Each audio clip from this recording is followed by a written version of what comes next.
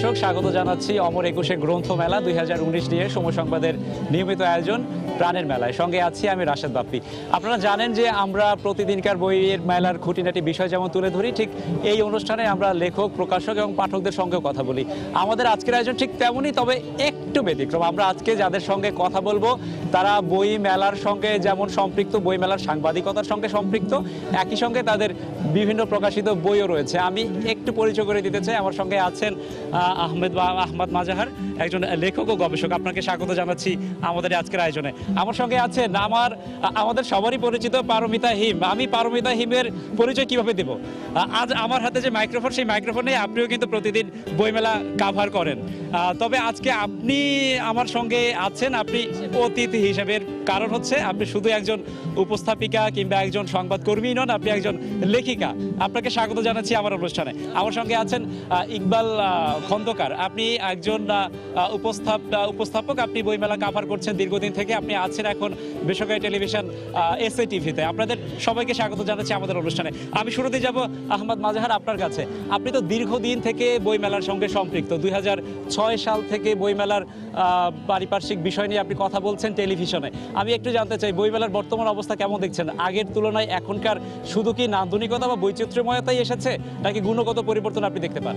আসলে বইমেলায় আমি আসি আরও অনেক আগে থেকে, 1979 সাল থেকে আমি বইমেলায় আসি। তখন ছোট্ট একটা বইমেলা ছিল, এবং তার সঙ্গে একটা পার্থক্য যদি আমি মোটা দাগে করি তাহলে বিষয়টা এরকম দাঁড়ায় যে তখন বাংলা একাডেমির যে 21-এর অনুষ্ঠানমালা, সেই অনুষ্ঠানমালায় যারা আসবেন বলে ভেবে নেওয়া হয় তারা সাংস্কৃতিক চেতনায় উজ্জীবিত মানুষজন, পুস্তক প্রকাশক কিংবা লেখকেরা ভাবতেন যে তাদের বই এদের কাছে তুলে দেওয়া যাবে। এর সঙ্গে ঠিক বাণিজ্যিকতার মানে ভাবনা ছিল না, ছিল যে বই বিক্রি নিশ্চয়ই ছিল, কিন্তু বিক্রি করে তারা বাণিজ্য করবেন সেটা ভাবনা ছিল না, যে তারা তাদের বইগুলো তুলে ধরবেন, এরকম একটা বিষয় ছিল। কিন্তু এখন এই মেলাটি একটা বাণিজ্যিক অভিপ্রায়ের দিকে ক্রমশ রূপ নিচ্ছে। যদি মোটা দাগে পার্থক্য বলেন, আমি এটাকে বলতে পারি। আচ্ছা, আমি একটু বলি যে আপনি প্রতিদিন আপনার অনুষ্ঠানের মাধ্যমে বিভিন্ন লেখকদের প্রকাশিত বই তুলে ধরেন পাঠকদের সামনে টেলিভিশনে। আপনাকে যদি বলা হয় আপনার প্রকাশিত বই তুলে ধরতে, তাহলে আপনি আজকে কি করবেন? আসলে আমি নিজের বই কি করে পরিচিতি দিতে হয় সেটা একটা অস্বস্তির মধ্যে থাকি। সে কারণে আমার বই এখন পর্যন্ত আমি নিজে পরিচিতি দেই নেই। এখন আমার অনুষ্ঠানে যদি আপনাকে দিতে বলা হয়, আসলে আমি বিনয়ের সঙ্গে বলতে পারি যে আমার 2টি বই বেরিয়েছে। আমি দেখাতে পারি এইভাবে যে এরকম 2টি বই বেরিয়েছে, একটি প্রবন্ধের বই, একটি ছোটদের কবিতা সংগ্রহ। মানে আমি লেখালেখি করছি অনেক বছর ধরে। আমার প্রথম বই প্রকাশিত হয়েছিল ঘুমের বাড়ি 1985 সালে, সেই বই, এবং তারপরে আরও 2টি কিশোর কবিতা সংগ্রহ বেরিয়েছিল। সেই 2টি বই সহ মোট 3টি বইয়ের সংগ্রহ এটি। আর এটি হচ্ছে শিশু সাহিত্য বিষয়ক আমার গবেষণা এবং পুস্তক সমালোচনা এবং বিভিন্ন শিশু সাহিত্যিকদের সম্পর্কে আমার খানিকটা মূল্যায়ন এবং শিশু সাহিত্যের বিভিন্ন মাধ্যম নিয়ে কথাবার্তা, এইসব নিয়ে একটি ধরেন গবেষণা ধর্মী প্রবন্ধের বই বলা যায়। আচ্ছা, আপনি তো গবেষণার সঙ্গে জড়িত, প্রবন্ধ লেখেন। আমি একটু জানতে চাই, একই সঙ্গে আপনি তো বিভিন্ন বইয়ের সঙ্গে পরিচয় করে দিচ্ছেন পাঠকদের সঙ্গে। আপনি বই যখন পরিচয় করিয়ে দেন, একই সঙ্গে প্রতি বছর বইমেলায় 4000, 4500, এমনকি 5000 বই প্রকাশিত হয় প্রতি বছর। বইয়ের মানের কথা যদি আপনাকে জিজ্ঞেস করা হয়, আপনি কি বলবেন? আসলে যারা বই প্রকাশ করতে আসেন তারা মানের দিকটা খুব একটা ভেবে আসেন, এদের সংখ্যা খুব কম।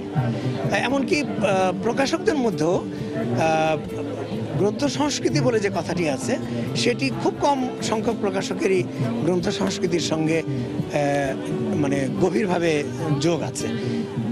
একটা ন্যূনতম ব্যাপার আছে যে 2 মলাটের মধ্যে থাকতে হবে, মানে পৃষ্ঠার একটা মাপ আছে, এইগুলো হয়তো তারা দেখেন। কিন্তু গ্রন্থ সংস্কৃতি এই বাহ্যিক এই কয়েকটা বিষয় শুধু নয়, গ্রন্থ সংস্কৃতির পেছনে অনেক গভীর অভিনিবেশ এবং চর্চার একটা ব্যাপার আছে। সেই জায়গায় আমি মনে করি আমাদের এখন অনেক দূর যেতে হবে, অনেক দূরে আছে। আপনাকে ধন্যবাদ, আপনার কাছে ফিরবো। আমি একটু যাবো এখন পারমিতা হিম, আপনার কাছে। প্রতিদিন যখন আপনি বইমেলা কাভার করেন, সেক্ষেত্রে কিন্তু আপনি বিভিন্ন লেখক, প্রকাশক, পাঠকদেরকে বিভিন্ন প্রশ্ন করেন। আজ যদি আমি প্রশ্ন না করে আপনার কাছ থেকে আপনার প্রশ্নটা নিতে চাই, সেক্ষেত্রে আপনি নিজেকে কি প্রশ্ন করবেন? আমি খুব কঠিন প্রশ্ন করলেন আপনি আমাকে। আমি নিজেকে প্রশ্ন করব যে আমি কি মানে আমি নিজে কি বইমেলা করতে করতে বইয়ের প্রেমে পড়ে বই লেখা শুরু করলাম, নাকি আমি আসলেই লেখক? আচ্ছা, ধরে নেন এই প্রশ্নই আপনাকে করলাম, আপনার বই লেখার প্রতি আগ্রহ তৈরির পেছনের কারণটা যদি বলতেন। আর না, বাপ্পি, আমি ছোটবেলা থেকেই লেখালেখি করি এবং লেখালেখি করি বলেই সাংবাদিকতা পেশায় আসা। আর আমি ছোটবেলায় বিভিন্ন আমাদের স্কুল ম্যাগাজিন, কলেজ ম্যাগাজিনে লিখেছি, বিভিন্ন দেয়াল পত্রিকায় লিখেছি। ঢাকা বিশ্ববিদ্যালয়ে আমি যখন পড়ি, আপনি বোধহয় জানেন না, আমি ঢাকা বিশ্ববিদ্যালয়ে লেখক শিবিরের সাধারণ সম্পাদক ছিলাম। 2010-11 সালের যে কমিটি, সেখানে আমি ছিলাম সাধারণ সম্পাদক। সুতরাং আমার লেখালেখির বয়স আমার সাংবাদিকতার বয়সের চেয়ে বেশি। আর আমি প্রথম মানে সাংবাদিকতা শুরু করি কালের কণ্ঠে ফিচার রাইটার হিসেবে। লেখক হিসেবে আমার পেশা শুরু, কারণ হচ্ছে লিখতে আমি পছন্দ করি। এই জন্যে আমি সবসময় চেয়েছি পেশাগত জীবন আমার এমন হোক যেখানে আমার এই পছন্দের কাজটি আমি করতে পারবো।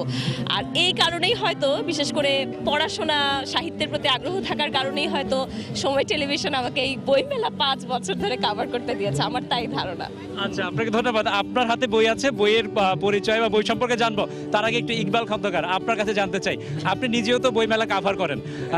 বই মেলার কাভার করতে গিয়ে আর বই লেখার মধ্যে যে সম্পৃক্ততা, এটার মধ্যে আসলে আপনার মেলবন্ধন আছে কিনা বা সম্পর্ক আছে কিনা বইমেলা কাভার করার সঙ্গে লেখালেখির সঙ্গে? আচ্ছা বাপি ভাই, প্রথমে আমি একটু বলে দিতে চাই যে প্রথমে আপনি বলছিলেন যে আমি বেসরকারি টেলিভিশন এসিটিভিতে আছি। বিষয়টা কিন্তু এরকম না। আমি আসলে এসিটিভির কেউ না, অর্থাৎ ওইখানকার কর্মী আমি না। আমি নিতান্তই লেখক দিয়ে তারা হয়তো বইমেলার অনুষ্ঠানটা করাতে চাচ্ছেন, তাই করানো। আচ্ছা, আহমদ মাজহার ভাইয়ের মতোই আপনি। হ্যাঁ, তার মানে বুঝতে পারছেন যে আমার মূল ভিত্তিটা বই নিয়ে। আর যেটা আমি এখানে করছি সেটা অর্থাৎ বাৎসরিক কাজ, অর্থাৎ 1 মাস আমি ওদের কাজটা করে দিচ্ছি, বইমেলা রিলেটেড যে কাজটা, উপস্থাপনার কাজটা। তার মানে সারা বছর আমি লেখক। আর এখানে আমার 11টা বই, হয়তো নতুন 11টা বই আর কারো এসেছে বলে আমার জানা নেই। অনেকেই বলেন যে আমার হয়তো 11টা বই এসেছেন, বা অনেকে বলে তারপর দেখা যায় যে সংকলন বা অন্যান্য বইয়ের যে নতুন করে প্রিন্ট আসা সেটা হয়েছে। কিন্তু আমার বই কিন্তু একটা লাইনও, 9টা বইয়ের একটা লাইনও কোথাও ছাপা হয়নি। একবার 9টা বই পুরোপুরি নতুন, আর 2টা বই বিভিন্ন পত্রিকায় যে লেখা ছাপা হয়েছে সেগুলি নিয়ে। তার মানে বই আকারে এই লেখাগুলি কখনোই আসেনি। আচ্ছা, এই সংখ্যার দিকটা কি খুব বেশি হয়ে যাচ্ছে না? কিভাবে আপনি সমন্বয় করেন আপনার প্রত্যাহিক কাজের সঙ্গে বই লেখালেখি? এত সংখ্যায় যে এত বেশি লিখলেন, সময় দেন কিভাবে? আচ্ছা, সেটা হচ্ছে আমি সারা বছর ধরে লিখি, কিন্তু বইয়ের লেখার যদি কথা বলি, বই লেখাটা আমি আসলে সারা বছর লিখি না। বই লিখি জুলাইয়ের পর থেকে। এই জন্য লিখি, তখন আমি একেবারেই বইয়ের মধ্যে থাকি, যে একটা বই শুরু করলাম, তারপর আমি অনেকগুলো কাজ শুরু করলাম বা অন্যান্য কাজ করলাম, তখন আর সেটা করি না। অর্থাৎ এই বইটার ক্যারেক্টার, কাকে আমি তুমি করে বলিয়েছি, সেই জিনিসটা যাতে আমার মাথায় থাকে, সে যে পোশাকটা পরেছে সে রংটা যাতে ঠিক থাকে, অর্থাৎ পুরোপুরি এই বইয়ের মধ্যে যাতে থাকতে পারি। এই জন্য এই কাজটাই তখন শুধুমাত্র করি, যে কারণে সময় খুব কম লাগে। 15 দিন, 20 দিন, 1 মাসের মধ্যে আমার বই লেখা হয়ে যায়। কোনোটা মানে একটা আর কি, তারপর কোনোটা হয়তো 1 মাসে 2টাও লেখা হয়ে যায় কোনোটা। অর্থাৎ সময় অল্প যায়, পুরোপুরি এটার মধ্যে থাকি বলেই আমি লিখতে পারি। অনেক ক্ষেত্রে সাহিত্য সমালোচকদেরকে আমরা বলতে শুনি যে যারা বই লিখছেন তারা যথেষ্ট সময় দিচ্ছেন না, যথেষ্ট চিন্তা করার যে সুযোগটা বা যতটা গবেষণা করার বিষয়টা, সেক্ষেত্রে পিছিয়ে সরে আসছেন আজকালকার লেখকরা। আপনি কি মনে করেন? আজকালকার লেখকরা বললেও ভুল হবে, আমার বয়স তো আর কম হয়নি। তো যাই হোক, তো যেটা বলছিলেন যে আমার যে বই লেখার, প্রতিটা বইয়ের পিছনে সময় দেওয়ার বিষয়টা, একমাত্র আমি মনে হয় সে লেখক যার দিকে চোখ একটু কেমন করে তাকায় বাংলা বাজারের যে কম্পিউটারে যারা কাজ করে তারা। কারণ এই লেখক এত মানে এরকম সস্তা কেন যে আমার এখানে কেন এসে বসে থাকে? অর্থাৎ প্রতিটা বইয়ের জন্য আমি আলাদা করে যাই এখানে। প্রথম তো আমাকে পাণ্ডুলিপি পাঠিয়ে দেন প্রথমবার প্রুফ দেখার পর, তারপর আমি যাই এখানে কেন, যে শেষটা সে ঠিকভাবে ঠিক করছে কিনা। তার মানে বুঝতেই পারছি যে প্রতিটার জন্য কতটা যত্ন নেই, এক কথা। আরেক কথা হচ্ছে যেটা বলেন যে অনেকগুলো বই এবং একটা বই বা কম বই। একজন আমাকে বললো যে এতগুলি বই যার বের হয়েছে তার বই কি কিনবো? তখন আমি বললাম কি, আমার তো একটা বইও কখনো বের হতো, আপনি কি সেটা কিনেছিলেন? তখন বলছে একটা হলে যে ভালো হবে এমন তো কোনো কথা নাই। তার মানে একটা হলে ভালো হবে এমন কোনো কথা নাই, কিন্তু অনেকগুলো হলে খারাপ হবে সেটা কথা হয়ে গেছে। তার মানে আমি বলবো যে প্রকৃত পাঠক যারা, আমার মনে হয় বই পড়ে সমালোচনা করবেন যে বইটা ভালো কিনা, উনি কয়দিনে লিখলেন বা কয়টা বই লিখলেন, এটা আসলে দেখার বিষয় না। আচ্ছা, পারমিতা, আপনার হাতের বইটা সম্পর্কে একটু জানবো। হ্যাঁ, এটা আমার দ্বিতীয় উপন্যাস। আমার প্রথম উপন্যাস নার্গিস বেরিয়েছিল গত বছর মার্চে। ফেব্রুয়ারিতে আমি করতে পারিনি, কারণ সে বছর আপনারা আমাকে সাহায্য করেননি। এবছর বাপ্পি এবং সৌরভ আমাকে সাহায্য করায় বইমেলাতে আমার খুব বেশি সময় দিতে না হয় আমি ফেব্রুয়ারির 14 তারিখের মধ্যেই বইটি বইমেলায় প্রকাশ করতে পেরেছি। এটি বের হয়েছে কথা প্রকাশ থেকে। এটির নাম উত্তম মানসী রহস্যময় প্রেম। সময়কার প্রেম নিয়ে এই আচ্ছা, উপন্যাস। আমরা হ্যাঁ। তাহলে কি আরো বেশি সাহায্য করবো? আমার সহকর্মী সৌরভের কথা বললেন আপনি, আমরা সাহায্য করলে বই আরো বেশি বের হবে। অবশ্যই বই বেশি বের না হোক, লেখালেখি অবশ্যই বেশি হবে, এতে কোনো সন্দেহ নাই। আচ্ছা, উত্তম মানসী রহস্যময় প্রেম সম্পর্কে জানবো। দর্শক, আমরা কথা বলছিলাম আমাদের তিনজন অতিথির সঙ্গে যারা বই মেলার সঙ্গে যেমনি জড়িত রয়েছেন, ঠিক তেমনি ভাবে তারা বইয়ের লেখকও, তাদের প্রকাশিত নানা বইও রয়েছে। আমরা সেই বিষয় নিয়ে আবারও আলোচনা করবো। নিচ্ছি ছোট্ট একটি বিরতি।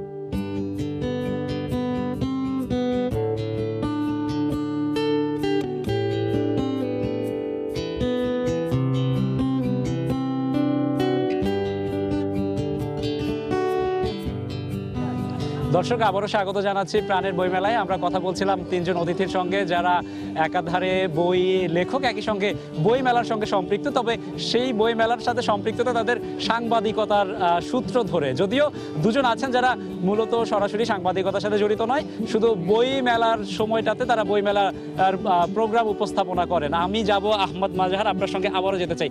আমরা যারা বই মেলা নিয়ে কাজ করি, আমরা যারা রিপোর্টার, আর আপনিও কিন্তু 2006 সাল থেকে বই মেলার উপস্থাপনার কাজটি করছেন, আপনাদের কি মনে হয় আমরা যারা তরুণ প্রজন্ম বই মেলার কাভার করতে আসি, তাদের মধ্যে গুণগত মান কতটুকু রয়েছে সাংবাদিকতার? আসলে যিনি সাংবাদিক, একটা কথা আছে না, যিনি এই তিনি ওই, মানে যিনি সাংবাদিক এবং যিনি বই সংস্কৃতির মানুষ, তিনি এই ধরনের প্রোগ্রাম করবেন, এটাই হওয়া উচিত। তার কারণ বইয়ের খবরাখবর শুধু সাধারণ তথ্যাদিত নয় যে গিয়ে আমি প্রকাশনা সংস্থা থেকে তালিকা নিয়ে চলে আসলাম, তাই না। একটা সামগ্রিক গ্রন্থ সংস্কৃতি সম্পর্কে অবহিতি দরকার, মানে এই ধরনের কাজ করতে গেলে সেইটার কিন্তু একটু ঘাটতি আছে। যে ইকবাল খন্দকারকে ডাকা হয় কেন?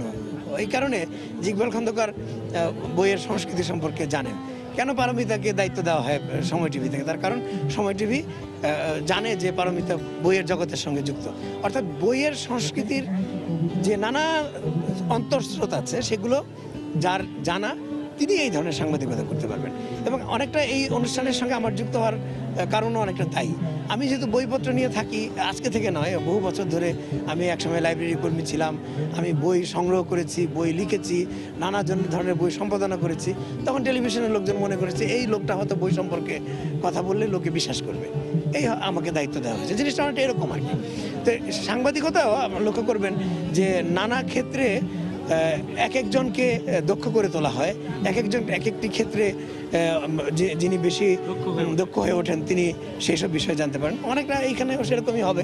তো নিশ্চয়ই সেই রকম লোকদেরকেই দায়িত্ব দেওয়া হয় প্রাতিষ্ঠানিকভাবে। আচ্ছা, আমি যতদূর জানি কিছুক্ষণ পর আপনার প্রোগ্রাম আছে। আপনাকে অসংখ্য ধন্যবাদ আমাকে সময় দেওয়ার জন্য, আমাদের অনুষ্ঠানে আসার জন্য। আপনি ভালো থাকবেন। অনেক ধন্যবাদ আপনাকে। পারমিতা, এবার আবারও আপনার কাছে আসতে চাই। উত্তম ও মানসীর রহস্যময় প্রেম বইয়ের নামটা দেওয়ার ক্ষেত্রে রহস্যময় শব্দটা জুড়ে দিয়ে কি পাঠকদেরকে আকৃষ্ট করার বিষয়টি কাজ করেছে কিনা? বইয়ের নাম তো অবশ্যই পাঠকদেরকে আকৃষ্ট করার জন্য, সেই সঙ্গে বই সম্পর্কে একটু ধারণাও দেওয়ার জন্য। মানে বইয়ের নাম তো তার সম্পর্কে ধারণা দেয় যে এটা কিসের বই, কি সম্পর্কিত বই, এই বইটিতে কি থাকতে পারে, প্লটে কি থাকতে পারে। যেহেতু এই উপন্যাসের পুরো প্লটেই রহস্য আছে এবং শেষ পর্যন্ত সেই রহস্যের জন্যই শেষ পর্যন্ত পড়তে হবে, সেই জন্যই রহস্যময় প্রেম জুড়ে দিয়েছি। আর শুধুমাত্র যদি প্রেম বলতাম, মানে উত্তম মানুষের প্রেম, তাহলে মনে হতো যে আমার চেনা কোনো একটা প্রেম, বা আমি দেখেছি, আমরা জানি যে সব লাইলি মজনুর প্রেম ধরনের কোনো একটা প্রেম আর কি। যেহেতু এটা একটু অগতানুগতিক, এই জন্যই এই রহস্যময় বিশেষণ জুড়ে দেওয়া। আচ্ছা, বই পড়লে কি রহস্য বেরিয়ে আসবে? বই পড়লে রহস্য বেরিয়ে আসবে, আবার অনেক রহস্য মনের মধ্যে রয়ে যাবে। এখন পর্যন্ত যারা পড়েছে, বইটির প্রথম সংস্করণ শেষ হয়ে গেছে, দ্বিতীয় সংস্করণ বেরিয়েছে। তো এখন পর্যন্ত অনেক পাঠকে আমাকে পাঠ প্রতিক্রিয়া জানিয়েছে এবং অনেকে আমার কাছে জানতে এসেছে যে আসলে আপনি এটা কি, আসলে ঘটনাটা এটা কি ঘটলো, আমি কি ভেবে নিব।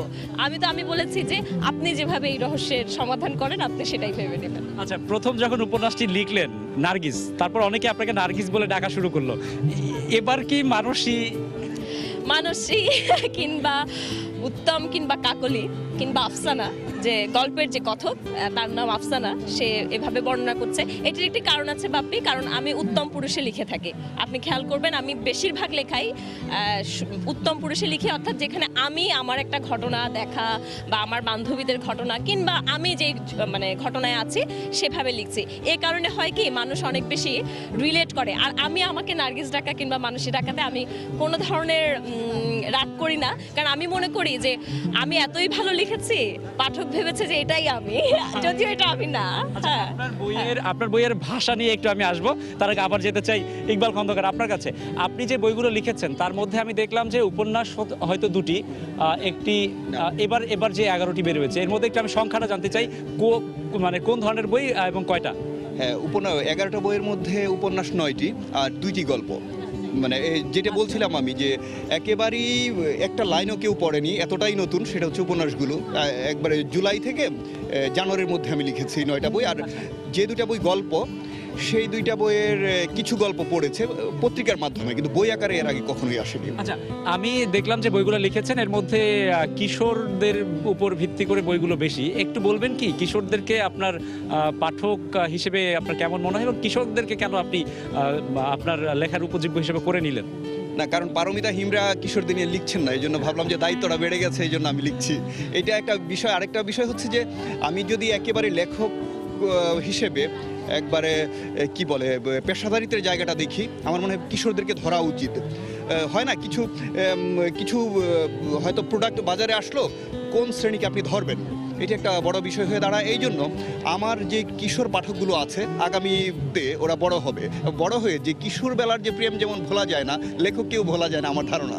তো ওরা এই বইগুলি পড়বে এবং এই লেখকের খোঁজ করবে।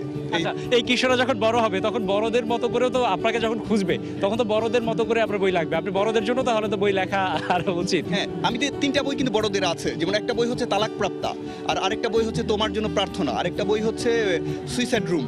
তো এই 3টাই কিন্তু বড়দের। আর প্রতি বছরই আমার বড়দের বই আসে। যেমন মাকে নিয়ে 2টা বই লেখা ছিল, ভালো থেকো। প্রথমটা হচ্ছে বিদায় মা, আর একটা ভালো থেকো মা, যে হাসপাতালে রাখার নাম করে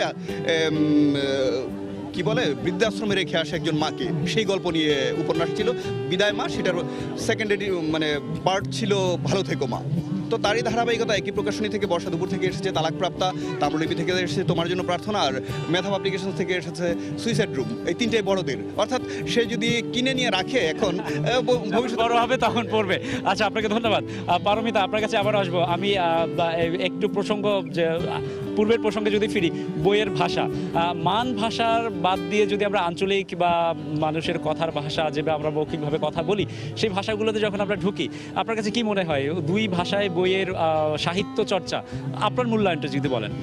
আমি বাপ্পি আমি প্রচুর পড়ি, আপনি নিশ্চয়ই এটা জানেন। আমি কলকাতায় একটা ভাষায় লেখা হয়, কিন্তু সেখানে অনেক ধরনের নিরীক্ষা আছে ভাষার উপরে। আপনি যদি দেখেন সেখানকার ইয়াং জেনারেশন আজকে থেকে না, অনেক দিন ধরেই ভাষা নিয়ে যে নিরীক্ষা সেটা তাদের অঞ্চলে আছে। আমাদের এখানে আমাদের পূর্ববঙ্গের ভাষা কিন্তু কলকাতার চেয়ে আলাদা। বিশেষ করে আমরা মান ভাষা যেটিকে ধরছি বা আমরা যেভাবে কথা বলছি, এখন বলছি করছি, আমরা এই এখনই যখন প্রোগ্রামটা শেষ হয়ে যাবে, আপনি আর আমি যখন কফি খেতে যাব, আমরা কিন্তু বলবো যে খাইছিস। মানে আমার মনে হয় যে এক একটা জনগোষ্ঠীর ভাষা তো এক এক রকম, এবং সাহিত্যে সেটা উঠে আসা উচিত। আমি ওই ভাষায় লিখতে খুবই পছন্দ করি এবং খুবই কাছের ফিল করি, এই জন্য আমি ভাষা লিখি। তবে আমি যদি একটু টেলিভিশন নাটকের দিকে যদি ফিরে তাকাই, সেক্ষেত্রে কিন্তু এখন অনেক অভিযোগ রয়েছে যে আঞ্চলিক ভাষাগুলোকে এমনভাবে উঠে আসছে নাটকে, যেটা অনেকে সমালোচনা করে। আপনি সাহিত্যের ক্ষেত্রে, বইয়ের পাতার ক্ষেত্রে যে আঞ্চলিক, দেখুন সাহিত্যের ক্ষেত্রে, নাটকের ক্ষেত্রে আঞ্চলিক ভাষা কিন্তু এখন আসেনি, কিন্তু এখন যেটা আসার কারণে সবাই নেগেটিভ বলছে সেটা হচ্ছে কমেডি করা। আঞ্চলিক ভাষাকে ছোট করে আঞ্চলিক ভাষাকে নিয়ে কমেডি করা হয়, কৌতুক করা হয়। আপনার চরিত্রের প্রয়োজনে রিকশাওয়ালা কি কখনোই প্রমিত ভাষায় কথা বলতো? এমনকি হুমায়ুন আহমেদের নাটক পর্যন্ত যদি ধরি, কখনোই না। আপনি মুনীর চৌধুরীর কবর নাটকটি পড়েন, সেখানে কিন্তু যার যার অবস্থান অনুযায়ী তার ভাষা, মুখের ভাষা মুনীর চৌধুরী লিখেছেন। কিন্তু এখন যেটি করা হয়, এখন শুধুমাত্র মানে সস্তা বিনোদনের জন্য আপনি চরিত্রের মুখে সেই আঞ্চলিক বুলিটা দিচ্ছেন। আপনি আঞ্চলিক বলিকে এখানে কিন্তু আপনি বড় করছেন না, কিন্তু আমি কমেডি করিনি আর কি, কমেডি করার জন্য। পারমিতা, আপনাকে ধন্যবাদ। ইকবাল খন্দকার, আপনাকে ধন্যবাদ আমাদের অনুষ্ঠানে আসার জন্য। দর্শক, আমরা মানে আলোচনা জমে উঠতেই আমাদেরকে থেমে যেতে হলো, আমাদেরকে থামিয়ে দেওয়া হলো, কারণ হচ্ছে আমরা কিন্তু আমাদের সময় একদম শেষ প্রান্তে চলে এসেছি। আগামীকাল আবারও কথা হবে, সে পর্যন্ত সবাই ভালো থাকুন, সুস্থ থাকুন, বইয়ের সঙ্গে থাকুন, সঙ্গে থাকুন সময়ের।